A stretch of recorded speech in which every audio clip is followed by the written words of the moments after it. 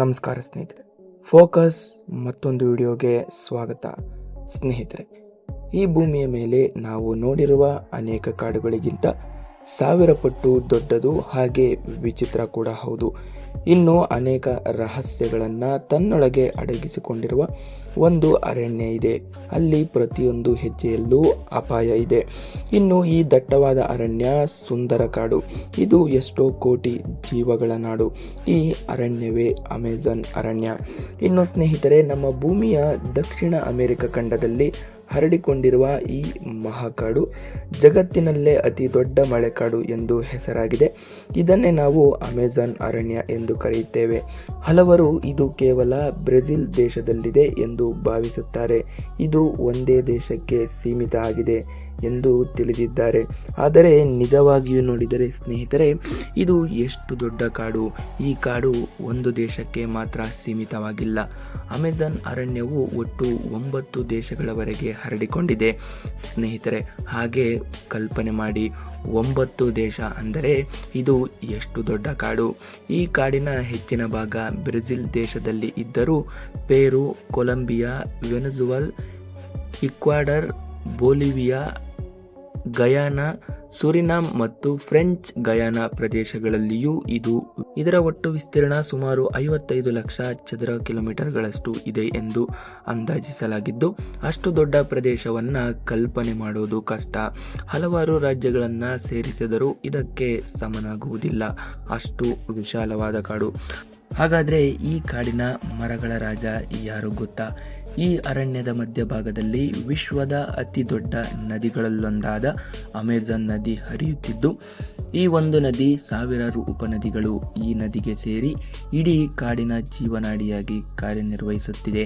ಈ ಕಾಡಿನೊಳಗೆ ಎಲ್ಲೆಡೆ ದಟ್ಟವಾದ ಮರಗಳು, ಅಸಂಖ್ಯಾತ ಸಂಖ್ಯೆಗಳು ಮತ್ತು ಲಕ್ಷಾಂತರ ಜೀವಿಗಳು ಕಂಡುಬರುತ್ತವೆ. ಇನ್ನೊಂದು ರೋಚಕ ಸತ್ಯ, ಅನೇಕ ಪ್ರದೇಶಗಳಿಗೆ ಇಂದಿಗೂ ಮಾನವನ ಕಾಲು ತಾಗೇ ಇಲ್ಲ. ಅಷ್ಟು ವಿಶಾಲವಾದ ಮತ್ತು ರಹಸ್ಯಗಳಿಂದ ತುಂಬಿರುವ ಕಾಡು. ಇದೇ ಕಾರಣಕ್ಕೆ ಅಮೆಜಾನ್ ಅನ್ನು ಕೇವಲ ಒಂದು ಅರಣ್ಯ ಎಂದು ಮಾತ್ರ ನೋಡುವುದಿಲ್ಲ. ಇದನ್ನು ಭೂಮಿಯ ಹೃದಯ, ಜೀವನಾಳ, ಉಸಿರು ಎಂದು ಕರೆಯುತ್ತಾರೆ. ಆದರೆ ಸ್ನೇಹಿತರೆ, ಈ ಅರಣ್ಯ ಸುಂದರವಾಗಿರುವಷ್ಟೇ ಭಯಾನಕ ಕೂಡ ಹೌದು. ಅಮೆಜಾನ್ ಅರಣ್ಯದ ಒಳಗೆ ಕಾಲಿಟ್ಟರೆ ಮೊದಲು ನಾವು ಗಮನಿಸುವುದು ಅದರ ಕತ್ತಲೆ. ಹೌದು, ಅಲ್ಲಿ ಮರಗಳು ಅಷ್ಟು ದಟ್ಟವಾಗಿವೆ, ಸೂರ್ಯನ ಬೆಳಕು ನೆಲಕ್ಕೆ ಸರಿಯಾಗಿ ತಲುಪುವುದೇ ಇಲ್ಲ. ಅಷ್ಟು ದಟ್ಟವಾದ ಕಾಡು. ಇನ್ನು ಮಧ್ಯಾಹ್ನದಲ್ಲೂ ರಾತ್ರಿ ಇದ್ದಂತೆ ಕಾಣುತ್ತದೆ. ಅಲ್ಲಿನ ವಾತಾವರಣ ಯಾವಾಗಲೂ ತೇವಾಂಶದಿಂದ ಕೂಡಿರುತ್ತದೆ. ಎಲ್ಲೆಡೆ ಕೀಟಗಳು, ವಿಚಿತ್ರ ಶಬ್ದ. ಇನ್ನು ಒಮ್ಮೆ ಒಳಗೆ ಹೋದರೆ ಮತ್ತೆ ಹೊರಬರುವ ದಾರಿ ಕಂಡುಕೊಳ್ಳುವುದು ತುಂಬಾ ಕಷ್ಟ. ಈ ಕಾಡಿನಲ್ಲಿರುವ ಪ್ರಾಣಿಗಳ ಬಗ್ಗೆ ಕೇಳಿದರೆ ನಿಜವಾಗಿಯೂ ನಡುಗುತ್ತೀರಿ. ಇಲ್ಲಿ ಅತ್ಯಂತ ದೈತ್ಯ ಆನಕೊಂಡ ಎಂಬ ಭಾರಿ ಹಾವುಗಳು ಇವೆ.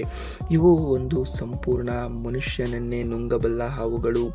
ಜಾಗ್ವರ್ ಎಂಬ ಮೃಗಗಳು ಅವುಗಳ ದಾಳಿ ಕ್ಷಣಾರ್ಧದಲ್ಲಿ ಜೀವ ಕಿತ್ತುಕೊಳ್ಳುತ್ತವೆ.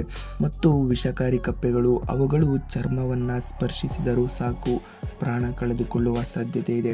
ಆದರೆ ಸ್ನೇಹಿತರೆ, ಪ್ರಾಣಿಗಳಿಗಿಂತಲೂ ಭಯಾನಕವಾದದ್ದು ಈ ಕಾಡಿನ ರಹಸ್ಯ. ಅಮೆಜಾನ್ ಅರಣ್ಯದ ಒಳಗೆ ಇನ್ನೂ ಅನ್ವೇಷಣೆಯಾಗದ, ಯಾರೂ ನೋಡದ ಪ್ರದೇಶಗಳಿವೆ. ಅಲ್ಲಿ ಹೆಚ್ಚಿನ ಜಾಗದಲ್ಲಿ ಇನ್ನೂ ಯಾರೂ ಕಾಲಿಟ್ಟಿಲ್ಲ. ಹಲವಾರು ಬಾರಿ ಅನ್ವೇಷಣೆಗಾಗಿ ಹೋದ ತಂಡಗಳು ಮತ್ತೆ ಮರಳಿ ಬಂದಿಲ್ಲ. ಅವರು ಎಲ್ಲಿಗೆ ಹೋದರು, ಏನಾಯಿತು, ಇನ್ನೂ ಯಾರಿಗೂ ಗೊತ್ತಿಲ್ಲ. ಅಂದರೆ ಈ ಸುಂದರ ವಿಶಾಲವಾದ ಕಾಡು ಎಷ್ಟು ಸುಂದರವೋ ಅಷ್ಟೇ ಭಯಾನಕ ಕೂಡ ಹೌದು. ಈ ಅರಣ್ಯದೊಳಗೆ ಇನ್ನೊಂದು ವಿಚಿತ್ರ ಸಂಗತಿ, ಇನ್ನು ಎಲ್ಲರಲ್ಲೂ ಬರೋ ಸಾಮಾನ್ಯ ಸಂಶಯ ಅಂದರೆ, ಈ ಕಾಡಿನಲ್ಲಿ ಜನರೇ ಇಲ್ವಾ? ಅಂದರೆ ಹೌದು, ಇಲ್ಲೂ ಕೂಡ ಜನ ಬದುಕುತ್ತಿದ್ದಾರೆ. ಇತ್ತೀಚಿನ ಸಂಶೋಧನೆಗಳಲ್ಲಿ ಅಮೆಜಾನ್ ಕಾಡಿನ ದಟ್ಟ ಮರಗಳ ಕೆಳಗೆ ಸಾವಿರಾರು ವರ್ಷ ಹಳೆಯ ನಗರದ ಅವಶೇಷಗಳು ಪತ್ತೆಯಾಗಿವೆ. ಅಂದರೆ ಇಲ್ಲಿಯವರೆಗೆ ಹೊರ ಜಗತ್ತಿಗೆ ಸಂಪರ್ಕವಿಲ್ಲದ ಬುಡಕಟ್ಟು ಜನಾಂಗಗಳು ಬದುಕುತ್ತಿದ್ದಾರೆ. ಅವರಿಗೆ ಆಧುನಿಕ ಜಗತ್ತಿನ ಬಗ್ಗೆ ಯಾವುದೇ ಅರಿವಿಲ್ಲ. ವಿದ್ಯುತ್, ಮೊಬೈಲ್, ವಾಹನಗಳು ಇವುಗಳ ಬಗ್ಗೆ ಅವರು ಕೇಳಿಯೂ ಕೂಡ ಇರಬಹುದು. ಇವರು ಪ್ರಕೃತಿಯೊಡನೆ ಬೆರೆತು ಬದುಕುತ್ತಿದ್ದಂತಹ ಜನಾಂಗಗಳು. ಹೊರಗಿನ ಜನರನ್ನು ಅವರು ಅಪಾಯ ಎಂದು ಕಾಣುತ್ತಾರೆ. ಹೀಗಾಗಿ ಯಾರಾದರೂ ಅವರ ಪ್ರದೇಶಕ್ಕೆ ಹೋದರೆ ಅವರು ದಾಳಿ ಮಾಡುವ ಸಾಧ್ಯತೆ ಹೆಚ್ಚು. ಇವರೇ ಬುಡಕಟ್ಟು ಜನಾಂಗ. ಇಷ್ಟೊಂದು ಅಪಾಯಗಳ ನಡುವೆ ಈ ಅರಣ್ಯ ನಮ್ಮ ಭೂಮಿಗೆ ಬಹಳ ಮುಖ್ಯ. ಇದು ಲಕ್ಷಾಂತರ ಪ್ರಾಣಿಗಳ ಮನೆ, ಸಸ್ಯಗಳ ಜೀವನಾಳ. ಆದರೆ ಇದು ಮಾನವನು ತನ್ನ ಸ್ವಾರ್ಥಕ್ಕಾಗಿ ಈ ಕಾಡನ್ನು ನಾಶ ಮಾಡುತ್ತಿದ್ದಾನೆ. ಮರ ಕಡಿಯುವುದು, ಬೆಂಕಿ ಹಚ್ಚುವುದು ಮತ್ತು ಪರಿಸರ ಹಾನಿ, ಇವುಗಳಿಂದಲೇ ಅಮೆಜಾನ್ ನಿಧಾನವಾಗಿ ಕಣ್ಮರೆಯಾಗುತ್ತಿದೆ. ಕೇವಲ ಈ ಅಮೆಜಾನ್ ಕಾಡು ಮಾತ್ರವಲ್ಲ, ಭೂಮಿಯಲ್ಲಿ ಇರೋ ಕಾಡು ಕಣ್ಮರೆಯಾಗುತ್ತಿರೋದು ಇದೇ ರೀತಿ ನೋಡಿ. ಇನ್ನು ಸ್ನೇಹಿತರೆ, ಒಂದು ದಿನ ಆ ಅರಣ್ಯ ಸಂಪೂರ್ಣ ನಾಶವಾದರೆ ಅದರ ಪರಿಣಾಮ ಇಡೀ ಜಗತ್ತಿನ ಮೇಲೆ ಬೀಳುತ್ತದೆ.